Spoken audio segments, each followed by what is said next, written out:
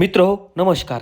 काल ना चांगल्या प्रकारे गणपती विसर्जनाचा कार्यक्रम पार पडला आणि मग दुसऱ्या दिवशी मित्र म्हणले, "चला अंबेजोगाईचं दर्शन करायला."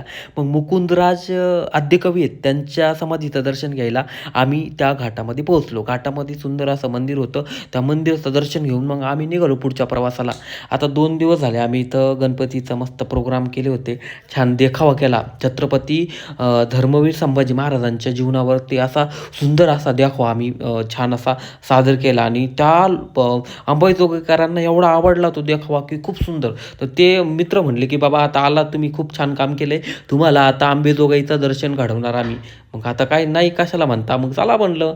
मग आम्ही आलो मग उतरून घाटाचा रस्ता-बिस्ता उतरून मस्त नागनाथ देवाचं आमचा दर्शन झालं. त्या मंदिराचं दर्शन-बिर्शन घेऊन आम्ही डायरेक्ट मग ते म्हणले, की "इथं लय मोठा धबधबा आहे, छान आहे." म्हणजे 2-3 धबधबे होते, पण त्यातली त्यात हा जवळ होता. मग ते म्हणले, "आपण चला आता धबधब्याचा म्हणजे बघू बाबा."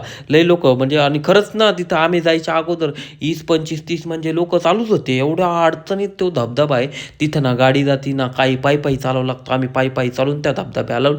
बघा एवढा सुंदर असा धबधबा आहे आणि उंच असं वरून पाणी खाली पडत होते आणि एवढं बघायला सुंदर वाटतं, की डोळ्याचे पारणं फिटून जाते बा. आणि मग आम्ही गेलो तिथं.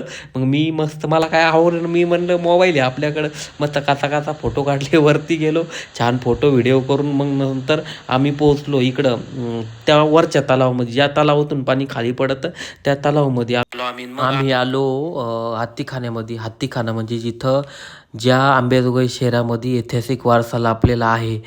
हे ठिकाण म्हणजे प्रतिवेरूळच म्हणावं लागेल, कारण इथं मी पाहिलं 4 हत्ती हे दगडामध्ये खोलवर खडकात कोरलेले आणि खूप छान कोरीव काम इथं करून ठेवलेलं आहे. इतिहास का आता माहीत नाही कालखंड कुठला आहे, याचं संशोधन झालं की नाही माहीत नाही.